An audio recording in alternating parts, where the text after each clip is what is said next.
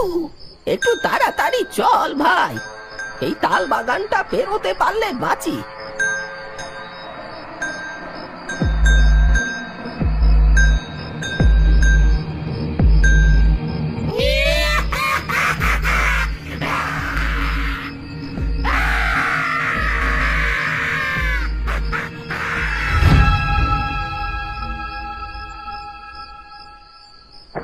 আকাশের অবস্থা বেজায় খারাপ।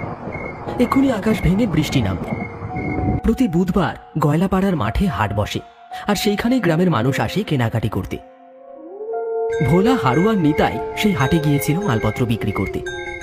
সামনে দুর্গাপুজো এগিয়ে আসছে, তাই মানুষের ভিড়টা এখন একটু বেশি। হাটে মালপত্র বিক্রি করে বাড়ি ফিরতে ফিরতে তাদের অনেকটাই দেরি হয়ে গেছে।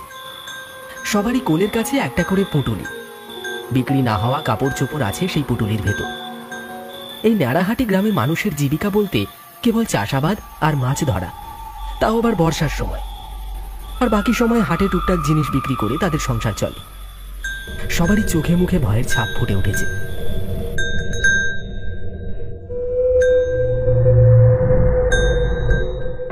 এই হারু, একটু তাড়াতাড়ি চল ভাই, এই তাল বাগানটা পেরোতে পারলে বাঁচি। এই তো চলেই এসেছি, আর খানিকটা, তাহলে এই তাল বাগানটা বেরিয়ে যাবে। হঠাৎ করে কি যে শুরু হলো এই গ্রামে, কে জানে। কি আর হবে, শয়তানদের নজর লেগেছে কাকা। এই পুজোর সময় কটা টাকার মুখ দেখতে পাই সবাই, আর শয়তানের জ্বালায় সবার পেটে লাথি পড়ল। বেশ কিছুদিন ধরে এই ন্যাড়াহাটি গ্রামে কিছু অদ্ভুতুড়ে কার্যকলাপ শুরু হয়েছে, তাও এই তালবাগানে। প্রায় 1.5-2 কিলোমিটার ফাঁকা মাঠের মাঝখানে এই তালবাগানটা অবস্থিত।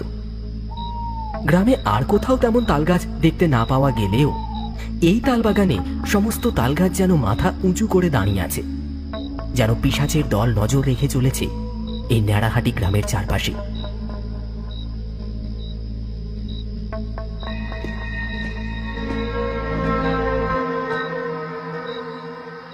কি রে নিতাই, এত গন্ধ আসছে কোত্থেকে? বসে বসে পাত দিচ্ছিস নাকি? কি সব বলছো? নিজে মূলোর তরকারি দিয়ে ভাত খেয়ে এসে পাত মারে, আবার আমার নামে চালাচ্ছ। বাপরে, এটা তো মরা পচার গন্ধ। পেটের ভাত যে গুলিয়ে গুলিয়ে উঠে আসছে মুখ দিয়ে। তালবাগানের মাঝখানে আসতেই তাদের নাকে ভেসে এলো একটা বিটকেল পচা গন্ধ। সেই পচা গন্ধে গরুগুলো যেন থমকে দাঁড়িয়ে পড়েছে। তারাও যেন অস্থির হয়ে উঠেছে সেই গন্ধে। দম বন্ধ হয়ে আসছে সবারই। চারপাশটা ভালো করে তাকিয়ে দেখতে লাগলো তারা তিনজন। কাকা, কিছুই তো বুঝতে পারছি না, এই কি হচ্ছে? এই মরা পচার গন্ধ কোথা থেকে আসছে বলো তো?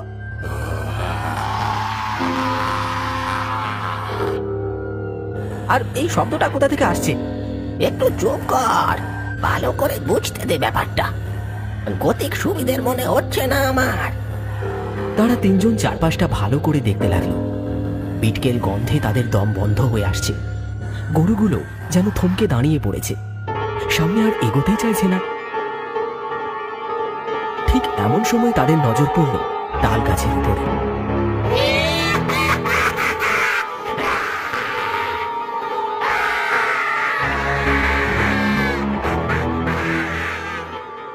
আর সেই দৃশ্য দেখে তিনজনের চোখ আটকে গেল।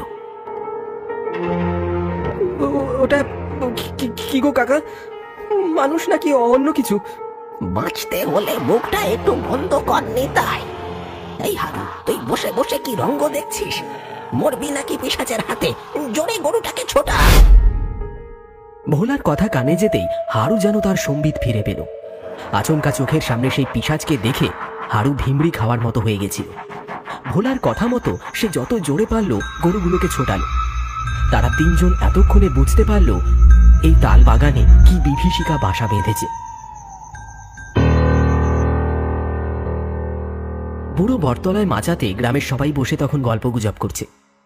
সামনে পুজো এগিয়ে আসছে, তাই এবারে কি হবে আর কি হবে না সেই নিয়ে আলোচনা করছে গ্রামের মানুষজন। মদন খুড়ো বলল, পুজো তো এগিয়ে এলো, তোমরাই বলো কি করে কি হবে এবার। এবার পুজোতে যাই হোক না কেন, ওই তালবাগানের দিকে আলোর ব্যবস্থাটা একটু ভালো করেই করতে হবে। যেসব ঘটনা ঘটে চলেছে গ্রামে, তাতে তো আর অন্ধকারে হাঁটা চলা করা যায় না। হ্যাঁ রে হারাধন, কথাটা তুই ঠিক বলেছিস। আমিও এটা নিয়ে ভাবছিলাম, ওই পশ্চিম দিকের আলোটা একটু কমিয়ে দিয়ে তাল বাগানের দিকে একটু বেশি করেই দেওয়া হবে এবারে। না না খুড়ো, এটা করলে হয় নাকি? তাহলে তো আবার ওই দিকটা অন্ধকার হয়ে যাবে। সেরকম হলে সবাই একটু বেশি করে চাঁদা দিয়ে এবারে পুজোটা করতে হবে। এত করে চাঁদা বাড়ালে হয় নাকি?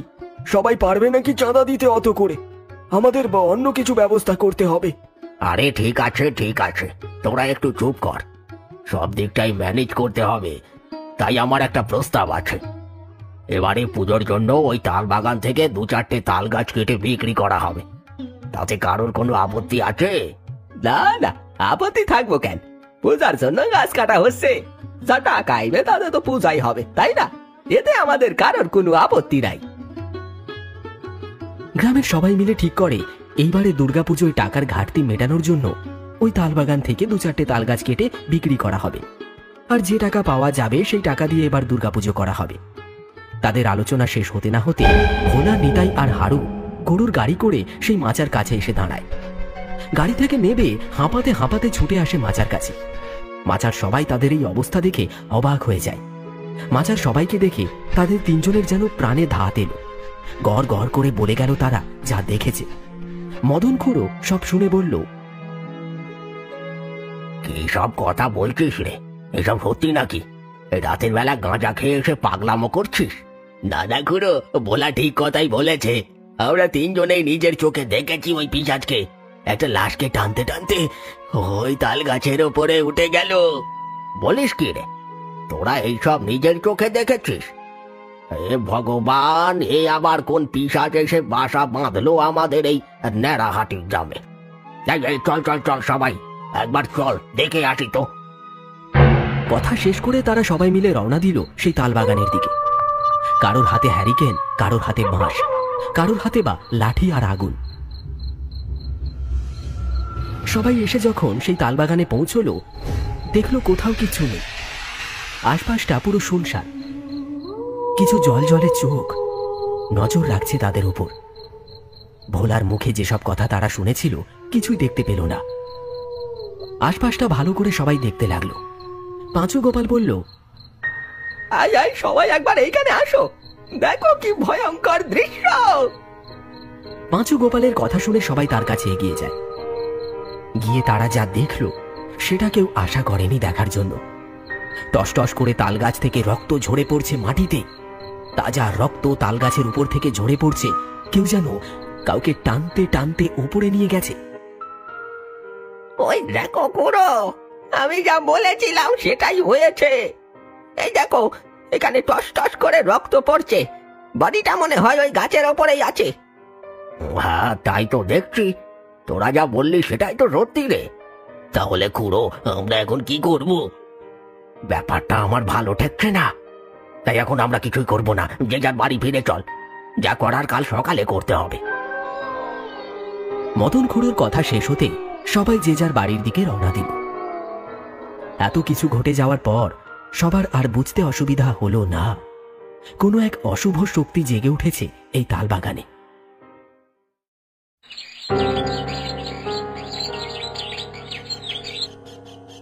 ভোরের আলো তখন সবেমাত্র ফুটেছে। গ্রামবাসীরা সবাই জড়ো হয়েছে বুড়ো বটগাছের তলায়। মোড়ল গ্রামবাসীদের উদ্দেশ্যে কি সব বলে চলেছে। তখনও একজন একজন করে গ্রামের মানুষ জড়ো হচ্ছে। মদন খুড়ো বলল, তোমরা সবাই শোনো, কালকে এই তাল বাগানে যেসব দৃশ্য দেখা গেছে তাতে স্পষ্ট বোঝা যাচ্ছে এই গ্রামে কোনো পিশাচ আস্তানা গেড়েছে।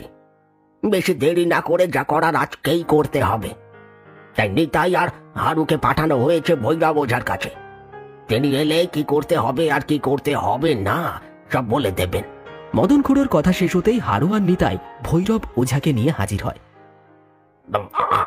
আসুন বাবা, আসুন। আপনি সবই শুনেছেন ওদের মুখ থেকে, আর আমি কি বলি বলুন?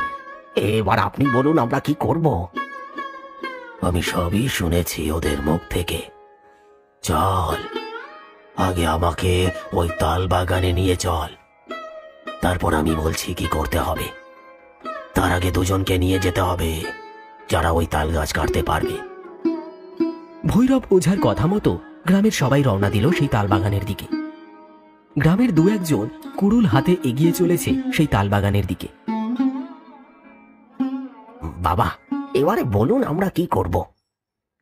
দাঁড়া, আমাকে একবার ভালো করে দেখে নিতে দে। ভৈরব ওঝা তালগাছের মাথাগুলোর দিকে তাকিয়ে ভালো করে কি যেন দেখতে লাগলো, যেন কাউকে খুঁজে বেড়াচ্ছে তার সেই দুই চোখ। তাদের দেখা দেখি গ্রামের সবাই তালগাছের উপরে তাকিয়ে রয়েছে, কিন্তু কোথাও কিছু নেই। তারই মাঝে একটি তালগাছের পাতাগুলো যেন হাওয়ায় দুলছে, অথচ আশপাশের সব গাছ শান্ত, লেশমাত্র হাওয়া বইছে না। হঠাৎ ভৈরব ওঝা বলে ওঠে, এই নে, এই গাছটা এবার কাট। ভৈরব ওঝার কথা মতো সবাই সেই গাছটি কাটা শুরু করলো। সাথে সাথেই তাল গাছের মাথা থেকে ভেসে এলো অপার্থিব চিৎকার।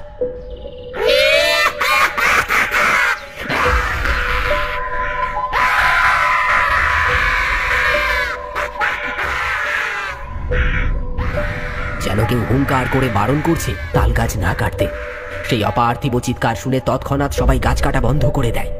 মদন খুড়ো বলে, বাবা, এইবারে আমরা কি করব বাবা? গাছ কাটার ফলে ওই পিশাচ যে রেগে গেছে। ভয় পাস না তোরা, গাছ কাট, যা করার আমি করব। সবাই আবার গাছ কাটতে শুরু করলো। গাছের উপর থেকে সেই পিশাচের চিৎকার শুধু সবার কানে ভেসে আসছে।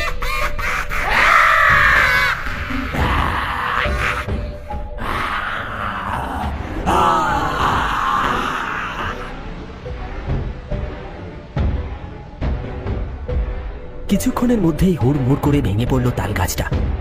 সাথে সাথে হুড়মুড় করে ছিটকে পড়ল একটা আধ খাওয়া লাশ। সবাই সেই দিকেই তাকিয়ে দেখল। তার মধ্যেই একজন চিৎকার করে বলে উঠল, কি খুড়ো, এ তো পাড়ার বেটা মন্নার ছেলে বলাই। বেশ কয়েকদিন ধরে ওকে খুঁজে পাওয়া যাচ্ছিল না। তার মানে পিশাচ ওকে এই তাল গাছে আটকে রেখেছিল। সবাই একে নিয়ে যাও, ওর সৎকারের ব্যবস্থা করো।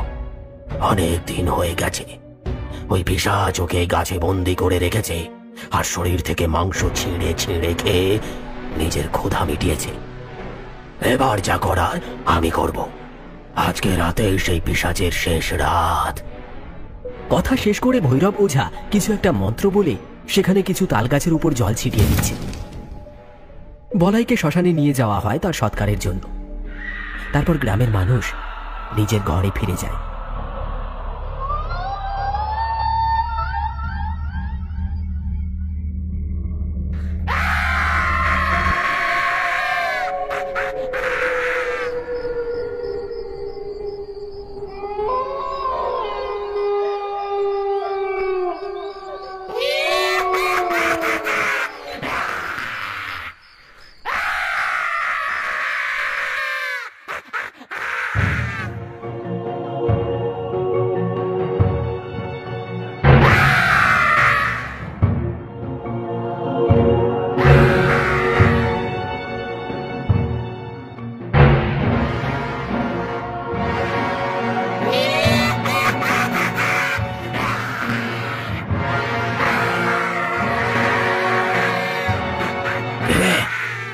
কোথায় পালাবি? তোর সব চেষ্টাই আজ বৃথা হবে। এতদিন অনেক মানুষের অনেক ক্ষতি করেছিস, এবার তোর পাপের শাস্তি হবে। কে আমায় শাস্তি দেবে? তুই দিবি? তার আগে তোর ঘাটটা পটাং করে মুটকে দেব। রাগে ক্রোধে সেই পিশাচ গর্জন করতে করতে এগিয়ে আসছে ভৈরব ওঝার দিকে।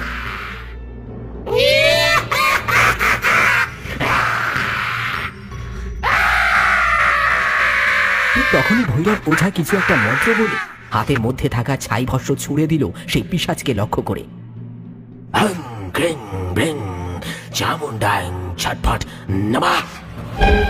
সাথে সাথেই সারা শরীরে দাউ দাউ করে আগুন জ্বলে উঠল। ভৈরব ওঝা বলল, বল বল আগে কে তুই, কেন এসেছিস সেইখানে?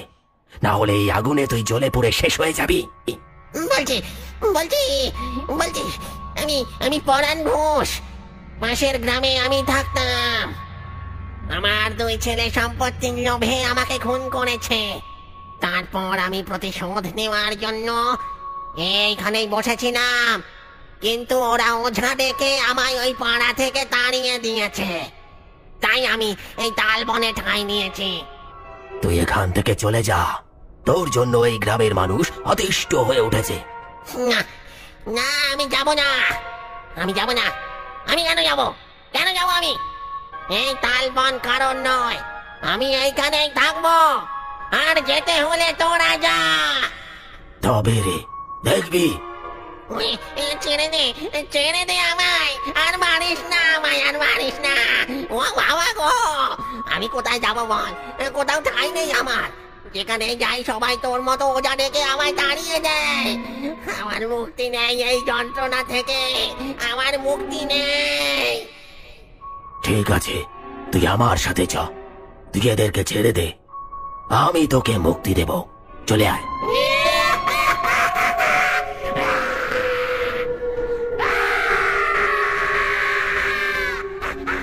সবাই দেখল সে পিশাচ কালো ধোঁয়ার কুণ্ডলী হয়ে ভৈরব ওঝার ঝুলির মধ্যে প্রবেশ করল। আর রাতের অন্ধকারে হন হন করে মিলিয়ে গেল সবার চোখের আড়ালে।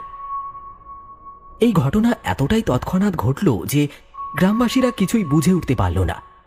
শুধু এইটুকু ভেবে স্বস্তি পেল যে পিশাচের হাত থেকে মুক্তি পাওয়া গেছে।